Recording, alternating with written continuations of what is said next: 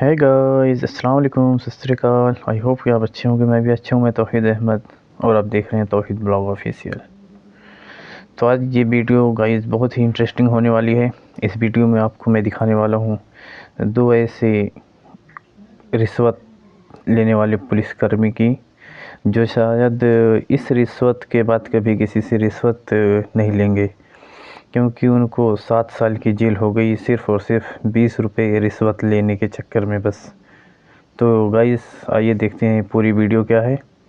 Let's go. ठंड के दिन थे, हम लोग कंबल उम्बल ओढ़ के ट्रकों में बैठ के हम लोग मूव करते रहे। फिर एक थाना पड़ता, उसके पास दो सिपाहियों ने हाथ दिया, गाली देकर रोका। बोले आप कि उस ट्रक में क्या बने थे? Conductor driver? मैं क्लीनर के रूप में बैठा अच्छा, हुआ क्लीनर। था। तो उन्होंने कहा कि बिना पैसे दिए नहीं जा सकते। तो उससे कहा भाई क्यों? कि नहीं निकालो, नहीं तो बंद कर देंगे अभी। आदाब, नमस्कार, सत श्री अकाल। मैं उस्मान सैफी। एक बार हमें फिर से सौभाग्य प्राप्त हुआ है सर से मुलाकात करने का। और कहीं कहीं तो ऐसी जगह होती हैं जहां मिल के एक सुकून मिलता है। तो कहानी हो ना हो, लेकिन सुकून में प्राप्त करने के लिए आया हूं और उम्मीद करता हूं ये सुकून आपको मिलेगा। सर, आपका बहुत बहुत स्वागत है। थैंक यू, बहुत बहुत नमस्कार। आपने सर एक लंबे समय, साल 1984 से आप एंट्री करते हैं उत्तर प्रदेश पुलिस विभाग में। साल 2016 में आईजी के पद से रिटायर्ड हो जाते हैं। इतना लंबा समय रहा है तो फिर बहुत सारे अनुभव भी रहे होंगे आपके साथ। तो हमारे दर्शकों के साथ कोई अनुभव अपना शेयर करना चाहते हैं, कोई कहानी, किस्से के रूप में? निश्चित रूप से मैं आपको कुछ अनुभव बताना चाहूँगा। सबसे पहला तो यही है कि चूँकि देखिए पुलिस विभाग, जब मैंने बताया कि इसकी कितनी आदर्श परिकल्पना है, ईश्वर के दूत के रूप में काम करते हैं। तो अगर इनका आदमी कोई छोटी सी बेईमानी भी करेगा, वो एक बहुत बुरे रूप में लिया। क्योंकि पुलिस के पास आदमी तब आता है जब उसकी पीड़ाएं अपनी सीमा तोड़ देती हैं। जैसे छोटी मोटी बीमारी होती है तो डॉक्टर के पास आदमी नहीं आता, खुद ही दवा खा लेता है।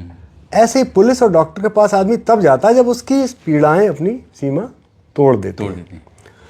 और मेरा ये भी मानना है कि एक बार पानी ना आए तो आदमी पानी कुएं से भर लेगा, हैंडपंप से भर लेगा। बिजली ना आए तो जनरेटर चला लेगा, इन्वर्टर कर लेगा। सफाई ना हो, कूड़ा अपने खुद ही हटा लेगा या 2-3 दिन वेट कर लेगा कि कूड़ा हटाने वाले आ जाएं। लेकिन पुलिस की लापरवाही या भ्रष्टाचार ऐसा है कि अगर उसमें जरा भी लापरवाही हुई या अगर कोई आदमी बहुत निष्पक्ष नहीं है तो आदमी जान से, इज्जत से, माल से जाएगा। तो हमारी लापरवाही या हमारा भ्रष्टाचार और विभागों के दृष्टिकोण से कंपैरेटिवली बहुत बुरा है। So one has to be always on the toes as well as he should be very much honest and, जिसे कहना चाहिए बिल्कुल इम्पार्शल, निष्पक्ष। तो छोटी सी बेईमानी भी बहुत बुराई का कारण बनती है, बड़ी बदनामी देती है, अपयश देती है। और अपयश से बुरी कोई चीज़ नहीं है।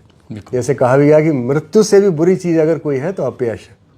आदमी मर जाए वो ज़्यादा बेटर है, बजाय अपयश के कि साहब इन्होंने बेईमानी की है, इन्होंने ये पुलिसमैन होते हुए भी इन्होंने ये दारू पिया, इन्होंने कोई छेड़छाड़ किया, इन्होंने रिश्वत ली। तो this is more insulting than anything. ये ज़्यादा बेइज्जती वाला काम है। यही अच्छे सौभाग्य से हमको बड़े अच्छे ऑफिसर मिले गुरु के रूप में। तो उनसे भी सीखा, परिवार के भी संस्कार बहुत मैटर करते हैं। तो शुरू से इस बात का ध्यान रखते थे। तो एक बार हमारे डीआईजी साहब थे आगरा में, श्री आर.सी. दीक्षित साहब। तो उन्होंने बताया कि मुझे शिकायत मिली है कि आगरा में इधर सिकंदरा साइड में जो दिल्ली से, मथुरा से ट्रक आते हैं उनसे वसूली करती है पुलिस। तुम जाओ सादे कपड़ों में। वो मुझे बहुत स्नेह देते थे, वो बहुत बड़े ईमानदार और बड़े क्रोधी स्वभाव के थे। अच्छा। लेकिन वो मुझको बहुत स्नेह देते थे। आप किस पोस्ट पर थे वहाँ पे? मैं वहाँ डिप्टी एसपी था, मैं सीओ ट्रैफिक भी था, सीओ हरि पर्वत वहाँ का सबसे इम्पोर्टेंट सर्किल है, और सीओ वीआईपी भी था। अच्छा। 3 चार्जेस थे। कि तुमको मैं कह रहा हूँ बड़े विश्वास के साथ कि जाओ और अगर ऐसा हो रहा है तो उसको देखो। तो ठंड के दिन थे, हम लोग कंबल उम्बल ओढ़ के ट्रकों में बैठ के हम लोग मूव करते रहे। फिर एक दूसरे ट्रक में बैठे जब आए तो एक थाना पड़ता, उसके पास 2 सिपाहियों ने हाथ दिया, गाली देकर रोका, बोले आप कि उस ट्रक में क्या बने थे, कंडक्टर ड्राइवर? मैं क्लीनर के रूप में बैठा अच्छा, हुआ क्लीनर। था, कंबल ओढ़ के। तो उन्होंने कहा कि बिना पैसे दिए नहीं जा सकते। तो उससे कहा भाई क्यों? कि नहीं निकालो, नहीं तो बंद कर देंगे अभी। तो मैं पहले से रुपए ले गया था, तो 20 रुपए के नोट पे मैंने साइन कर रखे थे। तो फिर उसको जैसे ही दिया उसने। सर एक सेकंड, जैसे आपने पैसे उन्होंने मांगे और आपने बोलना शुरू किया, तो उन पुलिस वाले तो अक्सर कहते हैं कि एक ज़्यादा ज्ञान की बात मत कर, तो ऐसे भी तो कुछ ना कुछ रहा होगा। ऐसा तो नहीं, लेकिन उनका एटीट्यूड था कि मतलब ये सब बेकार की बातें हैं, अपना काम करो और आगे जाओ। तो ठीक है, उसका दुर्भाग्य था। तो जैसे ही दिया उसने लिया, तो उसको फिर हम लोगों ने दौड़ के पकड़ लिया, अपना परिचय दिया, और तो वो माफ़ी मांगने लगे। 2 सिपाही थे। तो हम लोगों ने, नहीं अब तो तुमने ये बहुत ही गलत काम किया, तुमको शर्म नहीं आती, तुम 20-20 रुपए और लेकर और ये ऐसी बेईमानी कर रहे हो, तुमको शर्म नहीं आती? बोला सर मेरा सब इंस्पेक्टरी में सिलेक्शन हो चुका है, मैं ट्रेनिंग का इंतज़ार कर रहा हूँ। मैंने, तब तो तुम और ज़्यादा नालायक हो। और हम लोगों ने उनको अरेस्ट किया। अरेस्ट कर लिया? तो ट्रक ड्राइवर भी हम लोगों के पैर छूने लगा, सर इनको माफ़ कर दीजिए। हमने, क्यों भाई? बोला सर ये तो 20 रुपए ले रहे हैं, अभी हम आगे जाएंगे, हमसे तो 200-200 रुपए अन्य जाने कितने विभाग हैं वो लेते हैं। हमने, हमारा 20 रुपया जो है ये 20,000 के बराबर है, क्योंकि हमारा काम यह है कि हम ट्रक को और पब्लिक को और भले लोगों को सुरक्षा दें। जब हम ही क्राइम कर रहे हैं तो दिस इज़ इनटॉलरेबल, ये बहुत बड़ा जघन्य अपराध है। तो उनको अरेस्ट किया। बुरा भी लग रहा था और रो रहे थे, उनके घर वाले भी आ गए। लेकिन न्याय के आगे फिर ये सब चीज़ें बहुत गौड़ हो जाती हैं, और जो पुलिस की बदनामी करा रहा हो वो चाहे कोई क्यों ना हो। उनको अरेस्ट किया, फिर उनके ऊपर केस चला, भ्रष्टाचार का मुकदमा कायम हुआ। मैं ही वादी था, फिर मुझे एविडेंस में भी आना पड़ा। जैसा कि होता है कि अक्सर बहुत डिले हो जाता है, तो उनकी जो एविडेंस आई वो करीब 10 साल बाद आई। 10 साल बाद? तब तक वो जेल में रहे या जमानत पे रहे। तो जब मैं आया तो वकील साहब जो उनके डिफेंस में थे, उन्होंने बहस की, तो मैंने जवाब दिए। तो उन्होंने उल्टा सीधा कुछ और सवाल ऐसा किया जो इरिटेट करने के लिए मुझे हो, कि पैसे तो सभी लेते हैं। तो मैंने कहा लेते होंगे, लेकिन ये जिस समय की बात है, हमारे टॉप टू बॉटम सारे अधिकारी अच्छे थे, and you can find out from different sources also, and this is a true case of illegal gratification. इन्होंने रिश्वत ली, मैंने दी, तो दोनों को सज़ा भी हुई। सज़ा हो गई? कितनी सर? मेरे ख्याल से उनको शायद 7-7 साल की सज़ा हुई थी। तो 20 रुपए के उस नोट से ना? जी। और नौकरी गई 100 अलग, 7 साल की सज़ा। और जो दरोगा बनने वाले थे वो भी हाथ से निकल गया, सारी चीज़ें। तो लेकिन यह है कि ये गलत किया, उनको नहीं करना चाहिए था। इसी तरह का एक एग्जाम्पल और मैं आपको बताना चाहूँगा जी, कि मैं यहाँ एसपीसीटी लखनऊ था, और बहुत इम्पोर्टेंट ये एरिया था, पुराने शहर वाला। तो एक हमारा कांस्टेबल था, वो बड़ा ही मेहनती था और बड़ा जिम्मेदार था, और वो कभी कभी जब फोर्स कम होता था तो पूरी रात जागता था और ड्यूटी पर रहता था। तो मैं कहता था कि अब मैं 2 बजे अब सोने जा रहा हूँ, अब बाकी का जुम्मा तुम्हारे ऊपर है। कहता सर आप सोइए, मैं जाग रहा हूँ। सुबह कहता था सर 4:22 पर ये गाड़ी पेट्रोल कार ने जवाब देना बंद कर दिया। 3:35 पर सर इस गाड़ी ने जवाब नहीं दिया। तो मुझे लगता था कि कितना ये मेहनती है कि 1-1 मिनट की बात नोट कर रहा है, कितना कर्तव्यनिष्ठ है। नाम क्या है उनका सर? नाम उसका मैं नहीं बताऊंगा। अच्छा, बताओगे? तो अच्छा काम कर, तो अच्छी का नाम तो हाँ, मैं अभी आगे उसका और बता रहा हूँ आपको। तो मैं उसको अक्सर घर से खाना खिलाता था, उसको चाय भी पिलाता था, उसको इनाम भी देता था। And he was very close to my heart, that ऐसे अच्छे लोग जो हों, जो आपके सहयोगी हों। तो एक बार मैं ऐसे ही शाम को घूम रहा था, तो मुझे डीजीपी ऑफिस से फ़ोन आया कि आप कहाँ पर हैं? तो मैंने कहा मैं यहीं आसपास पेट्रोलिंग कर रहा हूँ। बोले ज़रा आप आ जाइए। तो मैं जब गया तो उन्होंने बताया कि आपके ऑफिस में कोई एक सिपाही है, उसने एक रिक्शे वाले के साथ गलत काम कर दिया। अच्छा। तो मारपीट कर दी क्या? नहीं, उसके साथ उसने सोडोमी कर दी, सेक्सुअल उसने मिसबिहेव किया। मुझे बड़ा अफसोस हुआ, तो मैंने कहा वो कहाँ है वो आदमी, उससे मैंने बात की। तो वो बेचारा एक रिक्शे वाला था। जब उसको मैं लाया, उसको मैंने दिखाया, तो जो मेरा ऑफिस था और ऑफिस का जो रिटायरिंग रूम था, वहाँ उसके साथ उसने गलत काम कर दिया। तो मुझे इतना बुरा लगा। जो मैंने हुलिया पूछा तो ये उसी आदमी का हुलिया निकला जो ड्यूटी पे था। तो मैंने चेक किया वो ड्यूटी पे कब आएगा, बोले सभी रात में 8 बजे आने वाला है। तो मुझे बहुत ही अफसोस हुआ कि ये विश्वासघात, पुलिस की छवि खराब करने का प्रयास। तो मैंने ठीक है उसको आने दो। जैसे ही वो आया तो हमने उसको तुरंत अरेस्ट करा लिया। अरेस्ट करा के उससे पहचानवाया, उसने यहाँ सर यही आदमी था। तो मैंने कहा इसको तुरंत हवालात के अंदर भेजो। तो बहुत रोया चिल्लाया उसने, बड़े अपने सेंटिमेंटल बातें कही। मैंने कहा वो सारी बातें सब ज़ीरो हो गई, तुमने हमारे विश्वास को तोड़ा, तुमने विभाग की छवि को ख़राब किया। Now you deserve to go to jail. उसको हमने जेल भेजा। तो ये कुछ इस तरह के इंस्टांसेस हैं जो सज़ा हुई होगी ना फिर तो? निश्चित रूप से सज़ा हुई होगी उसको। तो जो दोनों ही चीज़ एकदम अलग अलग होगी ना। एक तरफ वो इतना अपने काम के प्रति इतना ईमानदार है और दूसरी तरफ वो इतना बड़ा गलत काम कर गया कि जिससे कि अब जो एक इमेज बनी थी बेहतरीन, जिसमें अभी कह रहा था सर नाम बता दीजिए, वो नाम बताना शायद गलत हो जाता। नहीं, इसीलिए मैंने नहीं बताया। और लेकिन मैं आपको एक कंडक्ट का पार्ट बता रहा हूँ कि ये पुलिसमैन को बहुत सारे टेम्पटेशंस भी आते हैं। वो जहाँ भी रहेगा उसको तरह तरह के प्रलोभन, तरह तरह के उसको एल्योरमेंट्स भी मिलते हैं। लेकिन जो रियल पुलिसमैन है, जो कायदे से देखा जाए तो जैसे साधु संत या कोई भी सूफी एक तरह का अलग ड्रेस पहनते हैं, तो ये खाकी भी एक तरह की ये संतों की ही ड्रेस है, सूफीइज्म की ड्रेस है, जिसको पहन के वन शुड अंदर से उसके अंदर डिसिप्लिन, उसके अंदर एक अलग भावना आनी चाहिए, सेवा की, समर्पण की, त्याग की, ईमानदारी की। तो ये इसलिए है, ना कि इसलिए कि आप इसका दुरुपयोग करें। तो उसने जैसे ही इसका दुरुपयोग किया, उसने उसको जेल गया। ऐसे उन्होंने पैसा लिया, वो जेल गए। लेकिन इसी में मैं आपको बताना चाहूँगा कि पब्लिक के लोग भी पुलिस को किस तरह से एल्योर करने के, बेवकूफ़ बनाने की कोशिश करते हैं। आगरा में ही इन्हीं डीआईजी साहब ने मुझसे कहा कि एक जगह ट्रक जाते हैं तो वहाँ कुछ पुलिस वाले पब्लिक वालों के साथ मिलके वहाँ कुछ प्राइवेट को ठेका मिला हुआ था ट्रकों से टोल वसूलने का। तब ये टोल टैक्स वगैरह नहीं थे जी। तो ये शिकायत लाए हैं, एक सज्जन आए हैं, ये पत्रकार हैं, इनका कहना है साहब वहाँ बड़ा भ्रष्टाचार हो रहा है। चुंगी शायद बोलते थे ना। हाँ, चुंगी वसूलना। तो वो पत्रकार मिले हमको। देखने में तो पत्रकार किसी तरह से नहीं लग रहे थे, उनका कोई आईक्यू लेवल बहुत अच्छा नहीं था। अच्छा।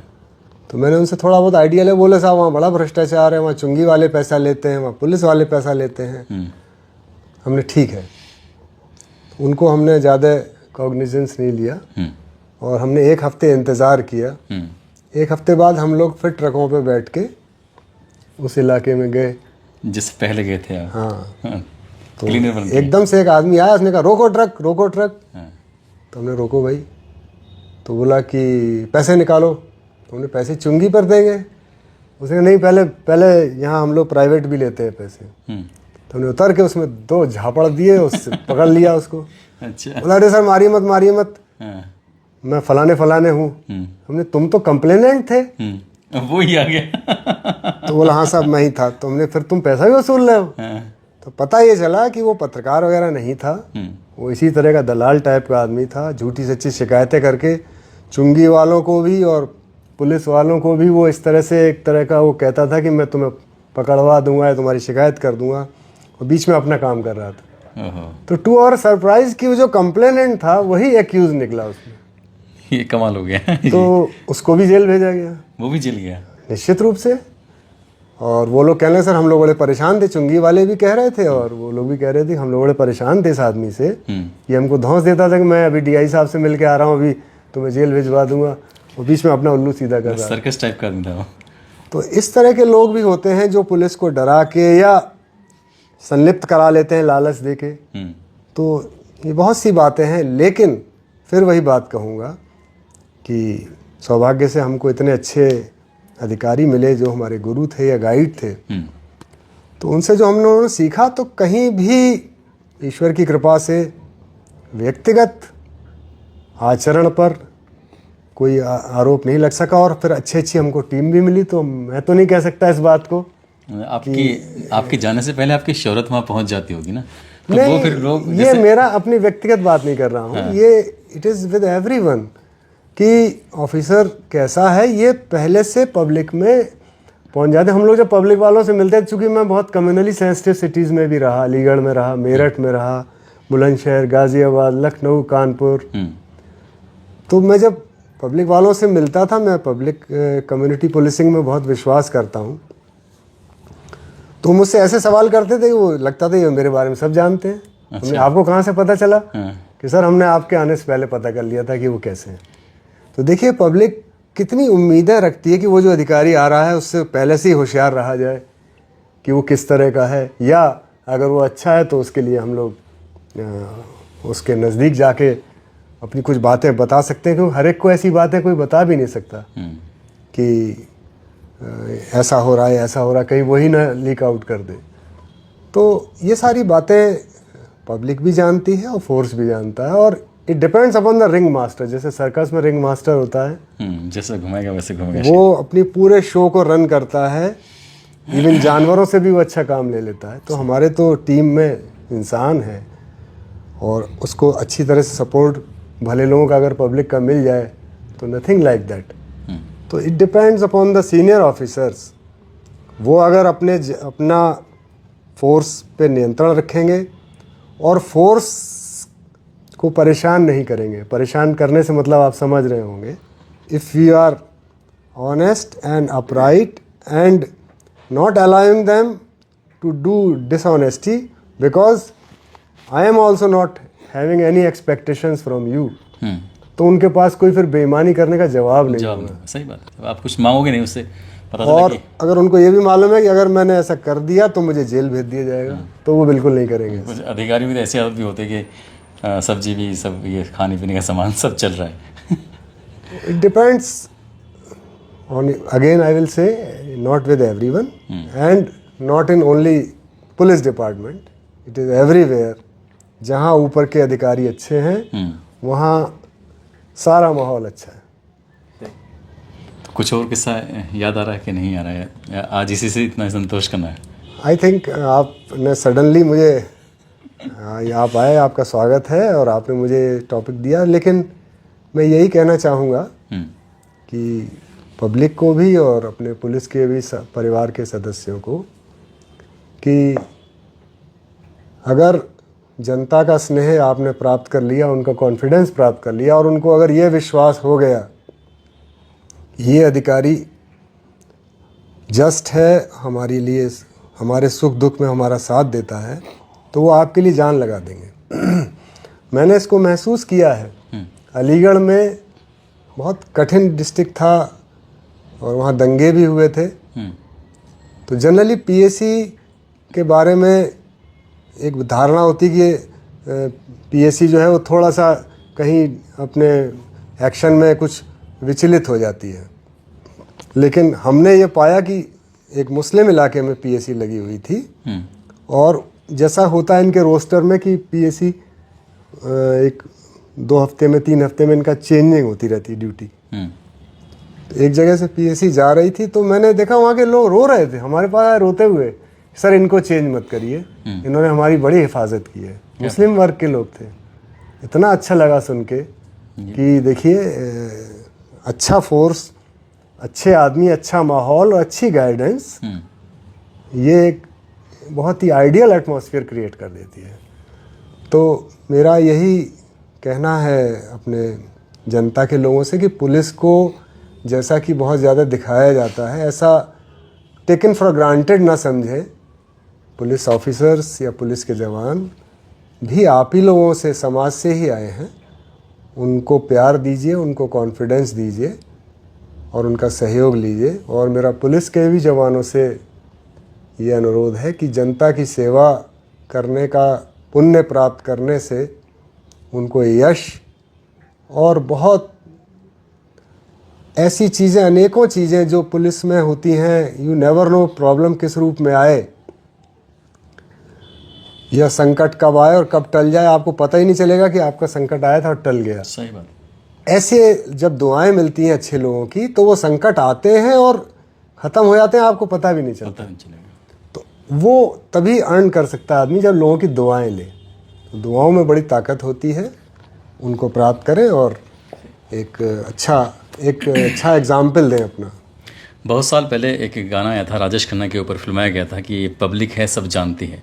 तो जब अधिकारी किसी ज़िले में एसएसपी बन के जाओ या डीएसपी बन के जाओ या इंस्पेक्टर बन के जाओ, तो कुल मिला के यह है कि जनता को पहले से ही पता चल जाता है, जनता उसके बारे में पहले से ही पता निकाल लेती है कि वो अधिकारी कैसा है। भ्रष्ट है तो उसके साथ वैसा व्यवहार करना शुरू कर देते हैं, ईमानदार है तो फिर चीज़ें वैसी बदलनी शुरू हो जाती हैं।